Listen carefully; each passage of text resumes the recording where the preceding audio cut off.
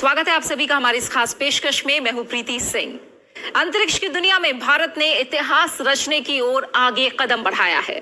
चंद्रमा के लिए भारतीय अंतरिक्ष अनुसंधान संगठन का तीसरा मिशन चंद्रयान 3 श्रीहरिकोटा के सतीश धवन अंतरिक्ष केंद्र से लॉन्च किया गया। इस मौके पर राष्ट्रपति, उपराष्ट्रपति, प्रधानमंत्री और लोकसभा अध्यक्ष समेत कई हस्तियों ने खुशी जाहिर की है। चंद्रयान 3 की चांद की सतह पर सेफ लैंडिंग हो जाती है तो भारत अमेरिका और चीन जैसे चुनिंदा देशों की लिस्ट में शामिल हो जाएगा, जो ये कारनामा पहले कर चुके हैं।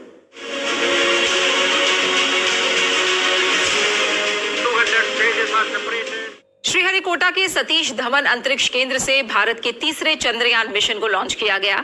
ये मिशन करीब 42 दिन की यात्रा के बाद चंद्रमा के दक्षिणी ध्रुव के पास लैंड करेगा। चंद्रयान 3 के चंद्रमा के दक्षिणी ध्रुव की खोज से हासिल डेटा और नतीजे वैश्विक वैज्ञानिक समुदाय के लिए बहुत ही रोमांचक साबित होंगे। 9, 8, 7, 6, 5, 4, 3, 2, 1, 0। इसरो ने चंद्र मिशन के तहत चंद्रयान 3 को चांद पर सफलतापूर्वक रवाना कर दिया है। चंद्रयान 3 को आंध्र प्रदेश के श्रीहरिकोटा स्पेस सेंटर से 14 जुलाई को दोपहर 2:35 पर लॉन्च किया गया। चंद्रयान 3 5 अगस्त को चंद्रमा की कक्षा में प्रवेश करेगा।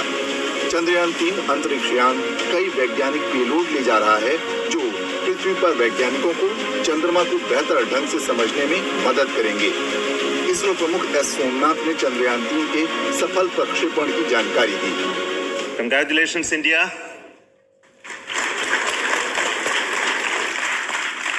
Chandrayaan 3 has started its journey towards moon. Our dear LVM-3 has already put Chandrayaan 3 craft into the precise orbit around Earth. 170 by 36,500 kilometer was its intended target orbit, and it is precisely there now. And let us wish all the best for the Chandrayaan 3 craft to make its further orbit racing maneuvers and travel towards moon in the coming days. So let me wish all the very best to Chandrayaan 3 for its further journey towards moon. Chandrayaan 3 चंद्रमा के दक्षिणी ध्रुव पर उतरने वाला पहला mission होगा। इसरो के इस तीसरे चंद्रयान मिशन में वैज्ञानिकों का लक्ष्य चंद्रमा की सतह पर लैंडर की सफलतापूर्वक सॉफ्ट लैंडिंग का है।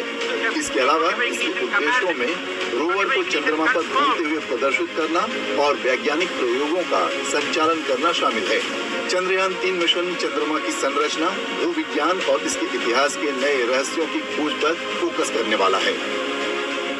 It is indeed a moment of glory for India and a moment of destiny for all of us over here at Sriharikota who are a part of the history in making.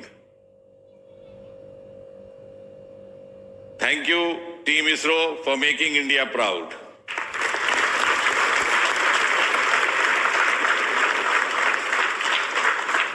And thank you, Honorable PM Narendra Modi ji, for having made this possible by unlocking the gates of Sriharikota and enabling the India's space sector. Launching के बाद launch vehicle mark 3 rocket के जरिए satellite को lower earth orbit में छोड़ा जाएगा। इसके बाद चंद्रयान 3 का प्रोपल्शन मॉड्यूल अंतरिक्ष यान को पृथ्वी के चारों ओर एक इंजेक्शन कक्षा से 100 किलोमीटर की चंद्र कक्षा तक ले जाएगा। Chandrayaan 3 mission accomplished. Propulsion module धरती के चारों तरफ अलग अलग समय पर 5 चक्कर लगाएगा। पांचों चक्कर पूरा करने के बाद चंद्रयान 3 सोलर ऑर्बिट पर पहुंच जाएगा। प्रोपल्शन मॉड्यूल द्वारा चंद्रमा के चारों तरफ 5 चक्कर लगाने के बाद चंद्रयान 3 की लैंडिंग होगी। चंद्रयान 3 के चंद्रमा के दक्षिणी ध्रुव की खोज से हासिल डेटा और नतीजे वैश्विक वैज्ञानिक समुदाय के लिए बहुत ही रोमांचक साबित होंगे। आखिर क्यों खास है चंद्रयान 3 मिशन? आइए एक नजर डालते हैं चंद्रयान 3 की विशेषताओं पर। 3, 2, 1, 0। चंद्रयान के तीसरे मिशन का प्राथमिक उद्देश्य चंद्रमा की सतह पर एक लैंडर और एक रोवर पहुंचाकर चांद पर सॉफ्ट लैंडिंग की क्षमता का प्रदर्शन करना है। लैंडर चंद्रमा के एक विशेष स्थान पर सहजता से उतरने की क्षमता से लैस होगा और रोवर को तैनात करेगा। जैसे ही ये चांद की सतह पर पहुंचेगा, लैंडर और रोवर अगले एक लूनर डे या चंद्र दिवस यानी धरती के 14 दिनों के लिए सक्रिय हो जाएंगे। इसरो के चंद्र अभियान का लक्ष्य चांद के दक्षिण ध्रुवीय क्षेत्र में सॉफ्ट लैंडिंग करने का है।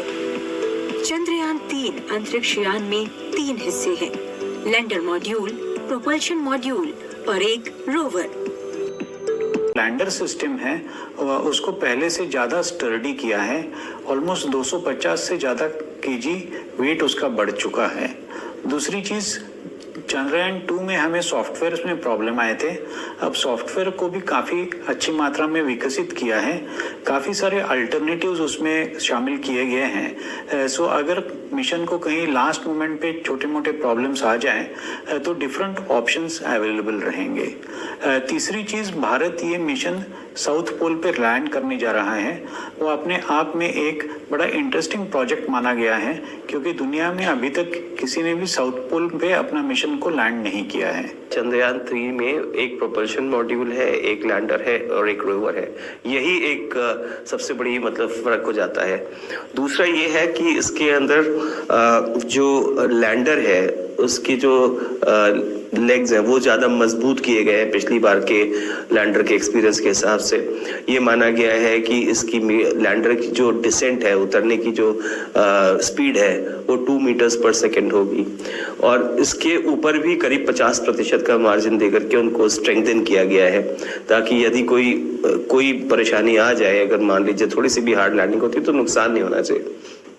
दूसरा, हम ज्यादा प्रोपेलेंट लेकर के जा रहे हैं। इसलिए ज्यादा प्रोपेलेंट लेके जा रहे हैं, मान लीजिए किसी वजह से 22 या 23 अगस्त को लैंडिंग नहीं हो पाती है, तो जब 14 दिन खत्म हो जाएंगे तो फिर 14 दिन के बाद 14 दिन की रात है मून पे, और रात पे हम नहीं लैंड करना चाहते हैं। हम लैंड करना चाहते हैं 14 दिन का जो दिन है उसके पहले दिन पे। तो इसमें एक्स्ट्रा प्रोपेलेंट लेके जा रहे हैं कि किसी वजह से नहीं लैंड कर पाए तो फिर उसकी तकरीबन 28 दिन के बाद फिर हम लैंड कर सकते हैं। तीसरी खास बात यह है कि इस बार इसरो ने एक प्राइमरी साइट रखी है लैंडिंग की और एक सेकेंडरी साइट रखी है। तो प्राइमरी साइट में अगर नहीं लैंड कर पाए, कोई दिक्कत आ गई, तो हम सेकेंडरी साइट पे भी लैंड कर सकते हैं।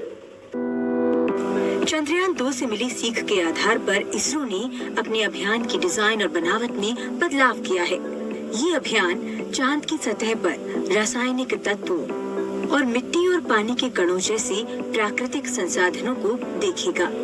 ये अभियान चांद की बनावट को लेकर हमारी जानकारी में महत्वपूर्ण इजाफा करेगा। भारत का चंद्रयान प्रोग्राम देखें तो हमें 2008 से प्रोग्राम देखने की जरूरत है। एक मिशन आइसोलेशन में हमें फायदा नहीं देती, लेकिन अगर हम पूरा प्रोग्राम देखें, चंद्रयान पहले मिशन में हमने क्या